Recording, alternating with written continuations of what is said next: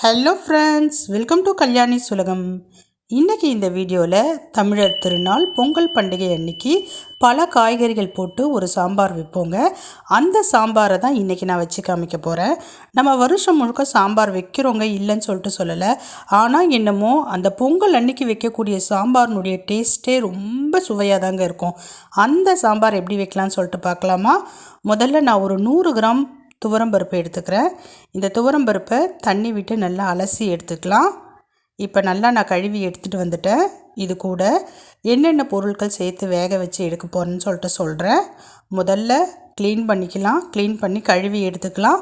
இப்போ நல்லா கட்டி பெருங்காயம் ஒரு சின்ன துண்டு சேர்த்துக்கலாம். இது கூடவே பூண்டு சேர்த்துக்குங்க. நல்லா 2 பெரிய சைஸ் தக்காளியை அரிஞ்சு இது கூட சேர்த்துக்குங்க. கொஞ்சமாக நெய், அப்படி இல்லைன்னா நல்லெண்ணெய் சேர்த்துக்குங்க. கொஞ்சம் மஞ்சத்தூள் சேர்த்துக்குங்க. ஒரு 1/2 ஸ்பூன் அளவுக்கு சீரகம் சேர்த்துக்குங்க.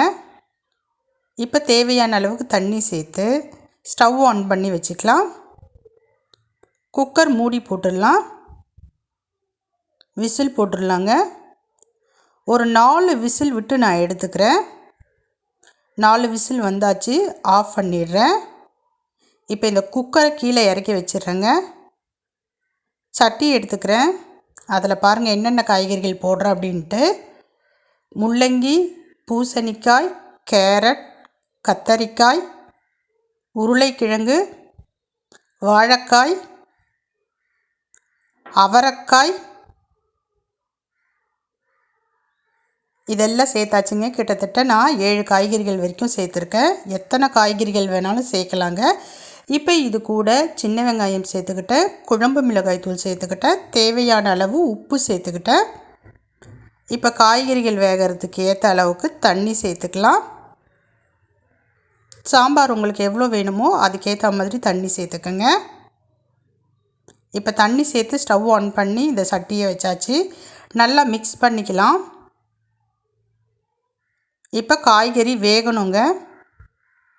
தட்டு போட்டு மூடி வச்சிடலாம். நல்லா ஹை ஃப்ளேம் வச்சிடலாம். ஒரு 5 நிமிஷம் ஆயிடுச்சிங்க. நல்லா தட்டு சுற்றி நம்ம மூடி போட்டோம் இல்லைங்களா, அதை சுற்றி நல்லா ஆவி வருது பாருங்கள். இப்போ ஓப்பன் பண்ணுறேன். நல்லா கொதிச்சுக்கிட்டு இருக்கு. காய்கறிகள் வெந்துருச்சான்னு சொல்லிட்டு பார்க்கலாம். ஒரு 60% காய்கறிகள் வெந்தாச்சுங்க. இன்னும் கொஞ்சம் வேகணும்.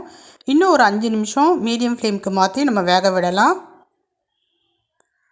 ஒரு 5 மினிட்ஸ் ஆயிடுச்சிங்க. இப்போ பார்க்கலாம் காய்கறிகள் வெந்திருக்கா அப்படின்ட்டு. நல்லாவே வெந்திருக்குங்க. பூசணிக்காயெலாம் பாருங்கள் சூப்பராக வெந்திருக்கு.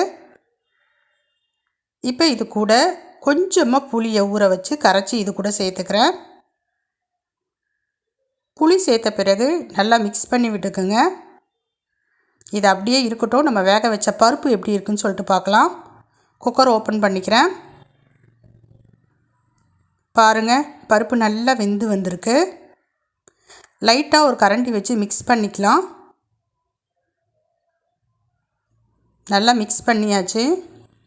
இப்போ கொதிச்சுக்கிட்டு இருக்க குழம்பு கூட இந்த பருப்பை சேர்த்துக்கலாம். நல்ல வாசனையாக இருக்குங்க. அந்த காய்கறிகளினுடைய வாசனை மூக்கை துளைக்குது. இப்போ இந்த பருப்பை நான் சேர்த்துக்கிறேங்க. சேர்த்துட்டு நல்லா மிக்ஸ் பண்ணி விடலாம்.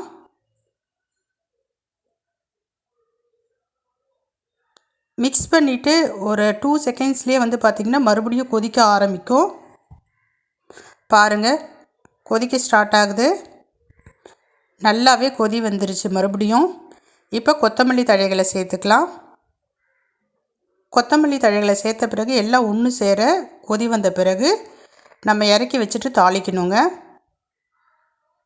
இப்போ சூப்பராக பார்த்திங்கன்னா சாம்பார் வாசனை கம கம கமன்னு வருது. இப்போ நான் சாம்பாரை கீழே இறக்கி வச்சிடுறேன். சாம்பார் ஃபுல்லாக ரெடி ஆகிடுச்சு. கடைசியாக தாளிப்பு மட்டும்தான் சேர்க்கணும். நல்ல ஒரு வாசனையாக இருக்குங்க. இந்த எல்லா காய்கறிகளும் போட்டு வைக்கக்கூடிய இந்த கதம்ப சாம்பார் வந்து பார்த்திங்கன்னா வார்த்தையால் சொல்ல முடியாதுங்க. சாப்பிட்டு பார்த்தா தான் தெரியும். இப்போ வாங்க தாளிக்கலாம். ஒரு கடாய் வச்சுக்கலாம், எண்ணெய் விட்டுக்கலாம், கடுகு பொரிய விட்டுக்கலாம், வெந்தயம் சேர்த்துக்கலாம், காஞ்ச மிளகாய் சேர்த்துக்கலாம், இது கூடவே கருவேப்பிலை சேர்த்துக்கலாம். அவ்வளோதாங்க, தாளிச்சாச்சு. குழம்பு கூட சேர்த்து மிக்ஸ் பண்ணிக்கலாம். சூப்பரான பல காய்கறிகள் போட்ட கதம்ப சாம்பார் ரெடி. இந்த பொங்கல் டைமில் வைக்கக்கூடிய இந்த சாம்பார்னுடைய டேஸ்ட்டே தனி தாங்க. இதே மாதிரி நீங்களும் வச்சு பாருங்கள், சூப்பராக இருக்கும் சாம்பார். இந்த டேஸ்ட்டு வந்து பொங்கல் அன்றைக்கி மட்டும்தாங்க கிடைக்கும். அது என்னமோ சொல்லிட்டு தெரியல, மற்ற டைம்லலாம் வச்சு பார்த்தாலும் இந்த டேஸ்ட்டு வரவே வராது. பொங்கல் அன்றைக்கி செய்கிற இந்த சாம்பார்னுடைய டேஸ்ட்டு வேறு லெவல் தான். பொங்கல் வாழ்த்துக்கள். பாய்.